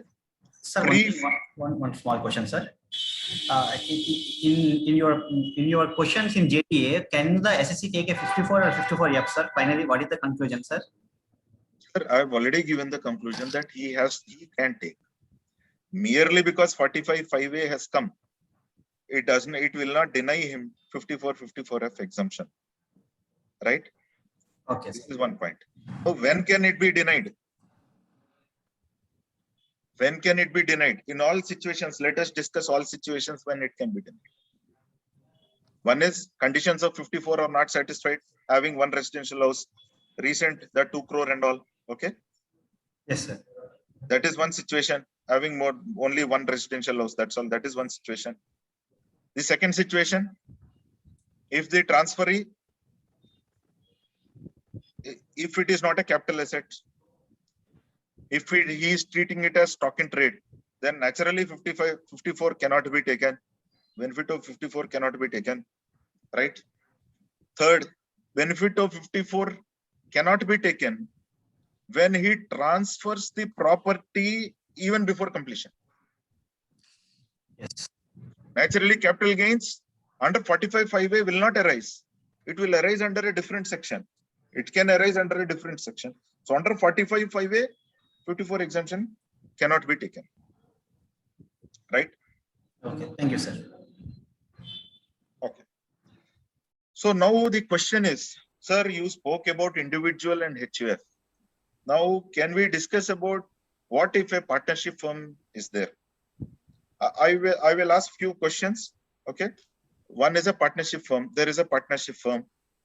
The partnership firm acquired some property. So taxation as per which section? Taxation as per which section? 45(1), right? 45(1) only, not 45(5)(a). It does not apply to a partnership firm. Now, you are entering into a joint develop. You are an individual. You have a land, and you also have a partnership firm with your wife. You are using this site and giving JDA to the partnership firm. How do you treat such a situation? Because this happens most of the times, no? It happens. You have a closely held partnership firm and you give it to development to that firm. But is it necessary, sir? He can simply contribute as a capital. Right. He is contributing it as capital. Good. So contributing it as capital, which section applies? 45(3). Yes. So yes. No capital gains if it is recorded at the book value. If it is recorded at the book value or at the cost which the partner has acquired, the same value. Right. Yes. But if it is recorded at a higher value, then capital gains will arise. Partner has to pay the tax. Right. We will just stop there. He is recording. He acquired a property for 10 lakhs, one land. For 10 lakhs only, he is transferring to the partnership firm as capital under 45(3). Yes. What will be the taxability of this situation? Other than Sujit sir, you just answered. Somebody can give a different answer. What do we have to check? This is a very important point which we can miss. Very dangerous. So the value which is recorded in the partner's capital account? The value which is recorded in the partner's capital account is what is recorded in his personal books. Personal books he bought at 10 lakhs. Now he's introducing in 10 lakhs only. That is what Sujit sir says. So what sections we have to check while doing this?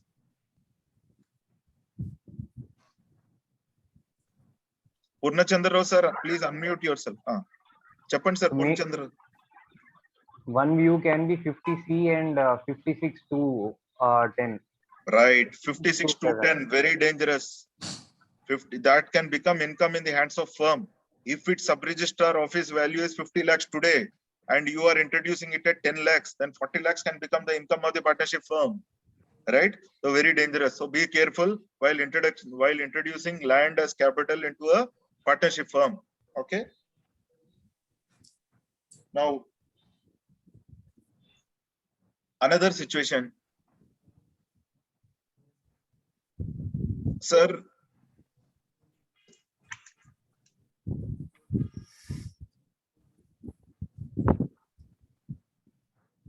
so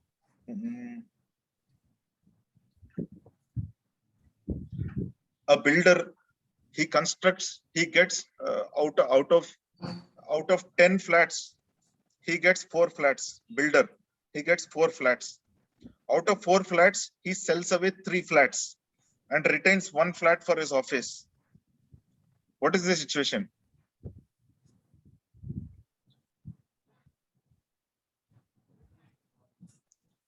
Capital gains has to be paid on all the 4 flats because it is not a residential purpose. He cannot go for 54 or 54F exemptions. He has to pay on the entire amount, whatever the land and constructed value is there. Okay, this is one perspective. I am not differing much with this. Another perspective. For a builder, the flat which he gets, yes, correct. It is stock in trade. If he's using it for office, then straight away go to 28 clause 6. 28 clause 6 small a, V1A, 28(6)(a, which can become a stock in trade converted into a capital asset, which can become stock in trade converted into a capital asset. Now, what will happen when stock in trade is converted into a capital asset? The fair market value will become income under section 28. The fair market value will become income under section 28, which means if it is a 30 lakh flat, which is showing in fixed assets from stock in trade, then 30 lakhs flat, straight away, it will become income. So next question is, what are the other benefits out of this? What are the benefits out of this? One benefit is you can claim depreciation. You will get depreciation benefit lifelong. What is the second benefit? Because your stock in trade in the trading account reduced by 30 lakhs, automatically profit also will reduce by 30 lakhs. Of course, it is compensated by P&L account income of 30 lakhs, section 28 income. But still, stock in trade is reduced by 30 lakhs, right? Then it is compensated, right? However, your cost of construction can be lesser, thereby marginal profit will be there on that flat. Okay, that marginal profit will be treated as business income, which is equal to, which is almost equal to flat being sold by you to your own self. Okay, it is profit that accrues on a flat that is being sold by you to your own self. Okay, you got this point? Sir, how to record it in book, sir? Whether it is to be shown under sales or simple journal entry. Simple journal entry. That's all. Simple journal entry of transfer of the stock in trade to the capital account, credit to capital account, debited to fixed asset. Okay. Okay, sir. So it will come under only computation of income. The profit will not increase, because since only fixed asset is being added and the capital account is treated. Ultimately, that is how it will happen. Ultimately, that's how it will happen. Okay. Only the net profit will not go up, but it will be added The in the net income. profit automatically will go up to the extent that he sold this flat. He must have constructed this flat, incurred only 25 lakhs. On the debit side of P&L account, only 25 lakhs would have been there. Now, when we treat 30 lakhs as income, naturally, what will happen on the difference? 5 lakhs tax is automatically that net profit is shot up. So you do the calculation, you will get to know that in detail. Okay.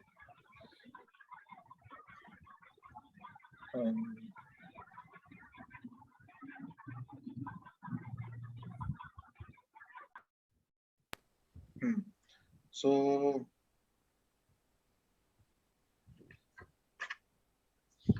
few more questions I thought I could ask.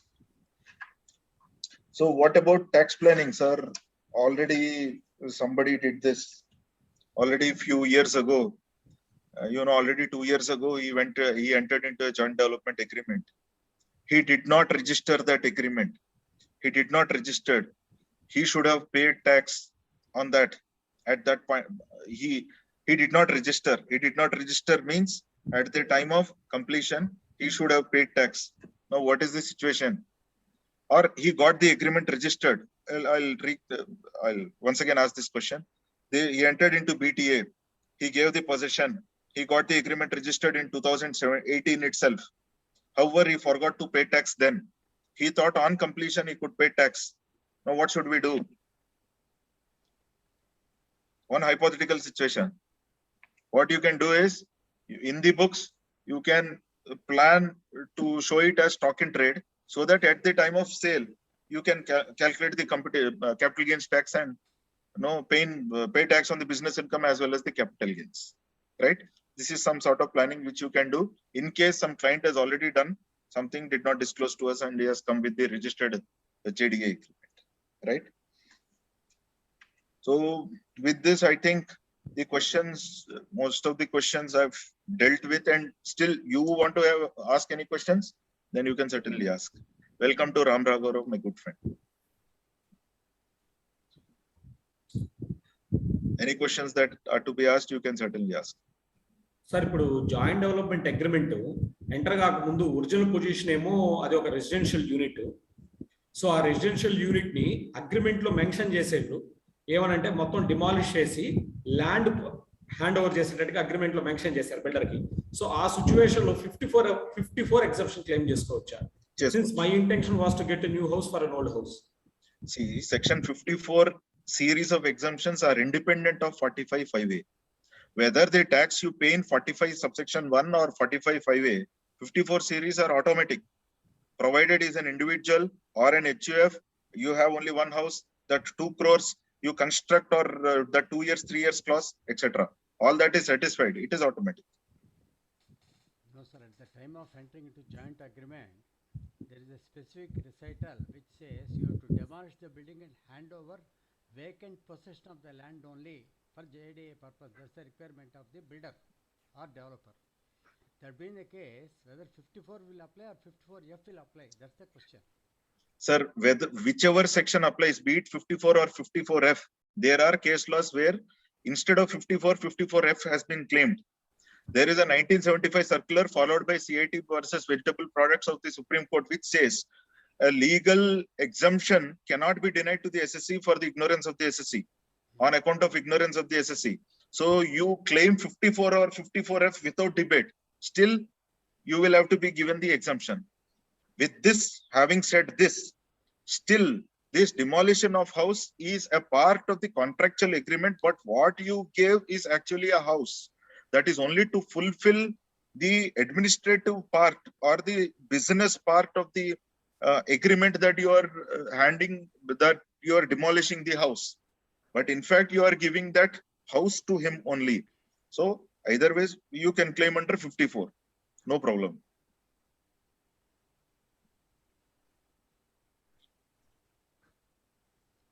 No, 54 series of exemptions can be interchangeably claimed in ignorance. And see section 32 depreciation. If you have mistakenly not claimed in your income tax return, there are umpteen case laws which says that is not to be claimed, that is to be given. Independent of the claim, depreciation has to be given. So when a machinery is put to use, there is sale, there is manufacture, and you get to know that there is manufacture.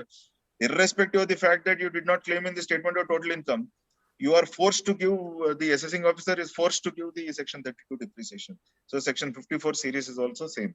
However, deductions are different. 54 series are exemption. Section 80 are deductions which are claimed, which should be claimed. Only when you claim, then they'll get to know that in fact you paid that insurance or you paid some expenditure, DD, DDB, etc. Right? with regard to this possession certificate, which is to be issued by the Members, if you are having any queries, you can unmute and raise your queries. Sir, Purnachandra Rao sir, please. Adagant sir. Madras, 7 years back, apartments have been completed and drainage connection has been given, water services have been given, electricity services have been provided. All people are residing there, but they are yet to get completion certificate. Builder is unable to get Completion certificate. What is the, suppose one of the apartment buyers wants to sell the property, They can sell the property. they have no issue?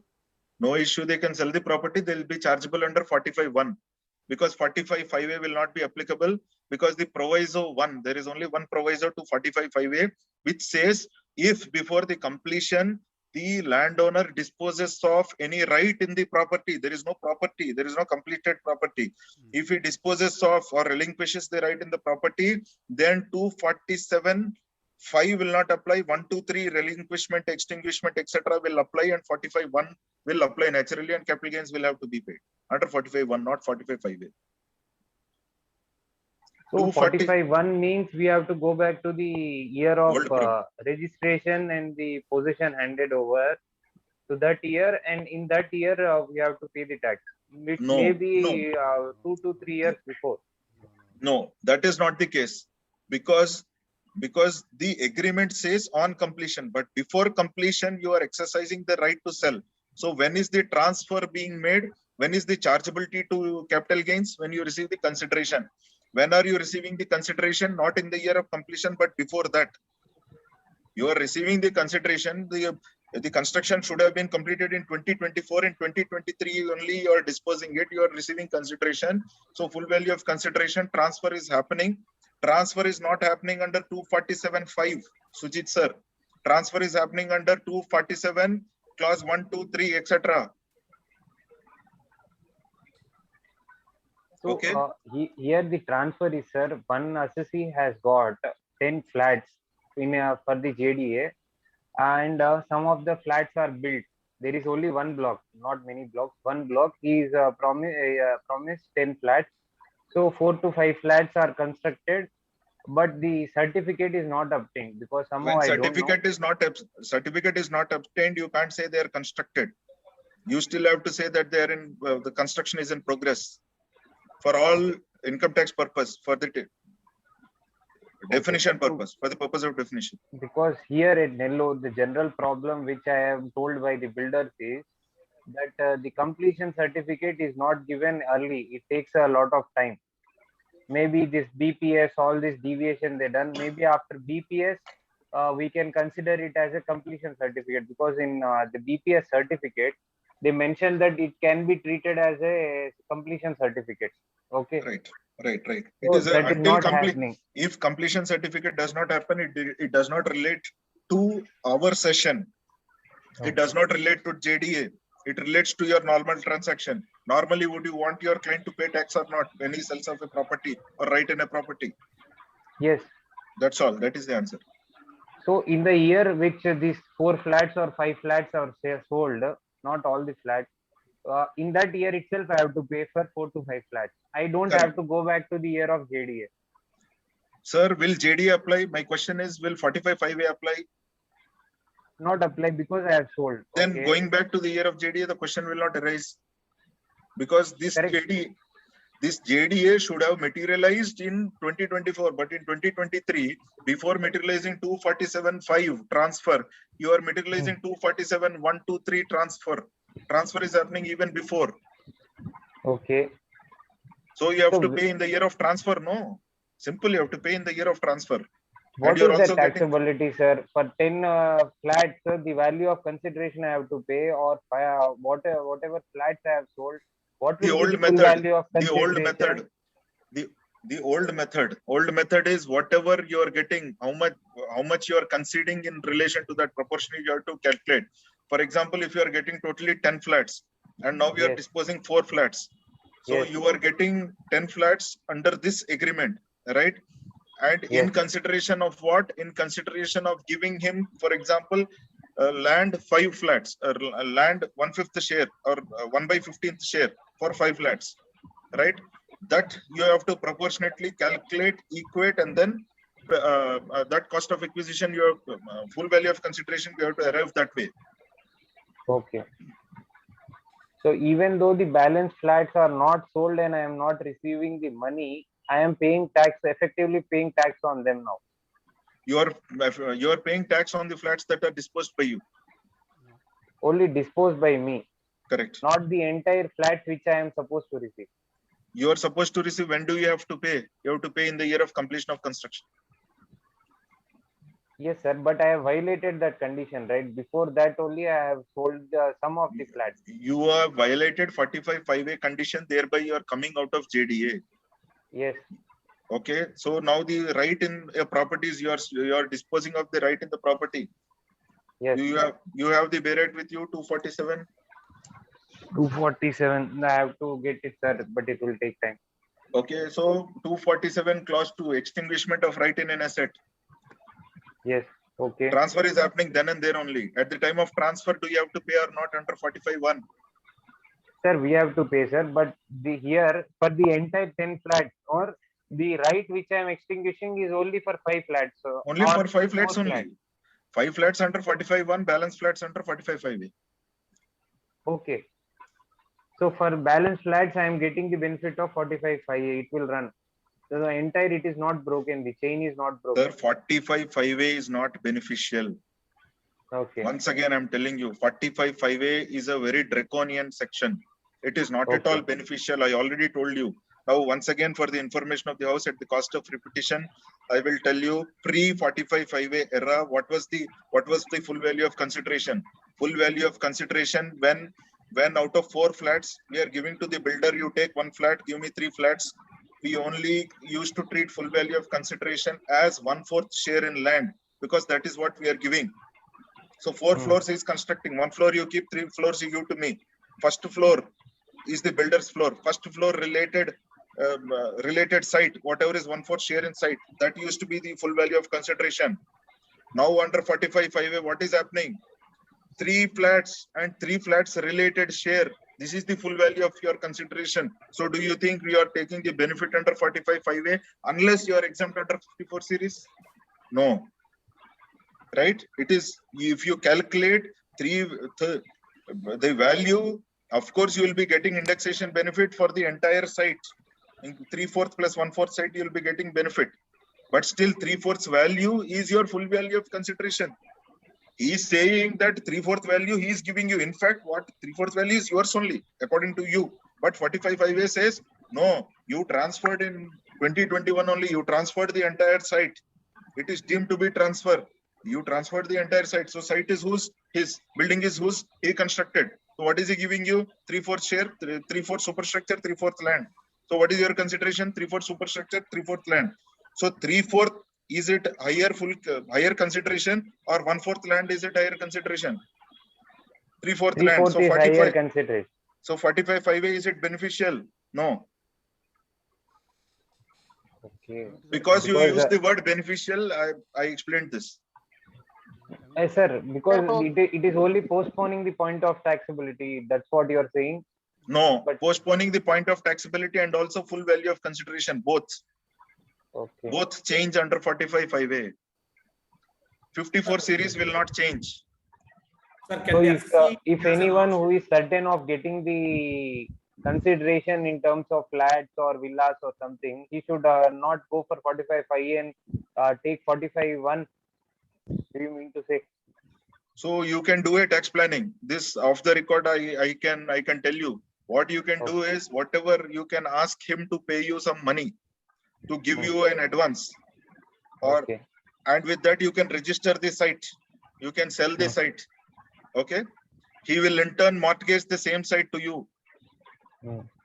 Right. And for the share of flats, you can adjust that mortgage with that money which is given you earlier. Some sort of some understanding you can create. That is the only possible way. Okay, sir. Sir, hope there is no option for 45(a), 5A. That the SSC cannot opt in, opt out. Like Exactly. no Exactly. 45(5)(a) is a charging section, madam. It is not it is not like 44AD or 44AE. It is a charging section. It is a straightaway charging section. It's not an option, as you said correctly. It's not an option. For joint development agreement of individual and HUF, the government thought it is beneficial and it gave this provision. It wanted to set right the year of taxability with respect to JDA and ended up saying that your full value of consideration is higher. Right. And we have one question, as discussed earlier, if a partner brings immovable property into firm at book value, 56 is applicable or not? Yes, sir, it is applicable. I already explained that 56(10), not 56(10), 56(2)(10) is applicable, sir. Chalpati, sir. 56(2)(10) is a very, if you buy a property, if you bought a property 5 years ago at 10 lakhs and now its sub-register value, is suppose say 40 lakhs. You are introducing into the partnership firm at your book value as capital under 45(3) at 10 lakhs. Then is the firm being benefited or not? Yes. 56(2)(10), is it applicable to the firm or not? Yes.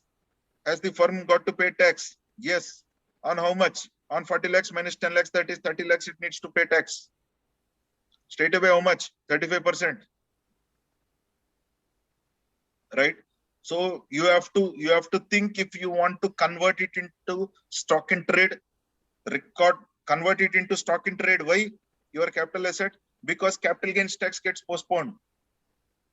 Right? If I'm giving you this suggestion, just think of this. If you have a capital asset and you convert it into stock in trade now in your books, do you have to pay tax? No. At what time? When it is disposed. So you enter into a JDA with that and you show it as capital in the partnership firm. You enter into JDA.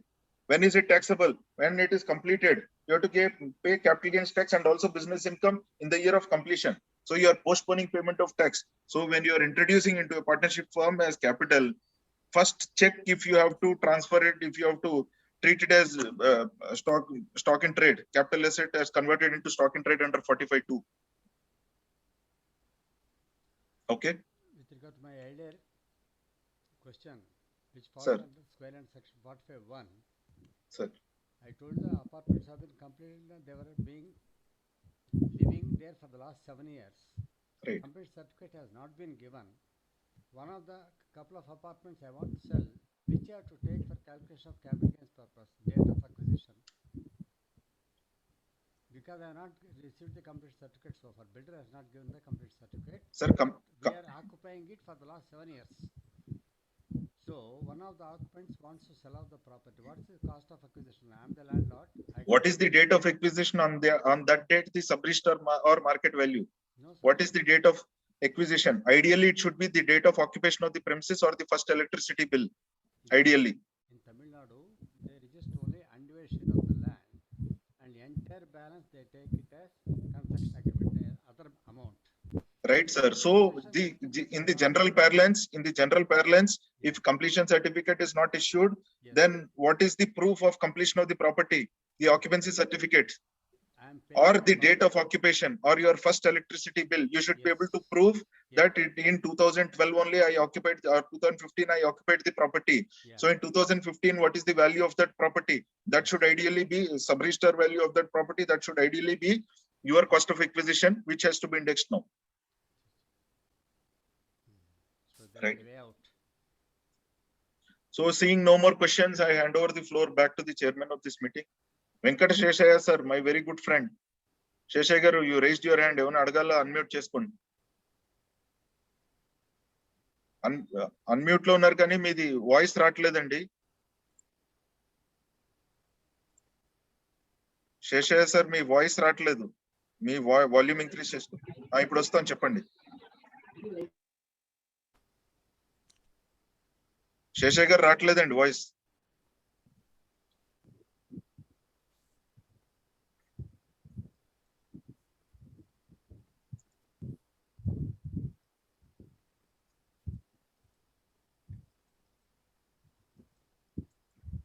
Right, Seshayya గారు పోనీ తర్వాతైనా నాకు మీరు call చేయండి. నా number ఎటు ఉంది కాబట్టి kindly.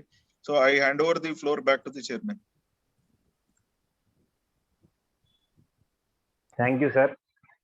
Indeed, very insightful session. Lot of different perspectives and facets of 45 have aroused, and as you said, some of the areas where the tax planning can be done. So I think it needs again a revisit to 45A by all the members, so they can understand it much better, because some more dimensions have been added today. Thank you, sir. Now I hand over the floor to CI Vamsi Krishna. Thank you, sir. That is a wonderful session. Many doubts has arisen after your session, and also so many doubts has been closed for me. And overall, I think this session is useful to all the branch members. If the members are having any other further queries, I request the members to post it to the Nellore branch website, so that the same can be raised to the faculty and be answered back. So with this, I take this opportunity to thank all the members for your wonderful participation, and also thank our faculty Venkat Narayan sir for his excellent presentation. Have a nice day. Thank you. Sir, I just Number shared of my sir, number. yes. I just shared it on the in the chat box. I just shared my number. Even this number is shared in the WhatsApp Your group Nellore also. CS group. Please, if it is you got logged out and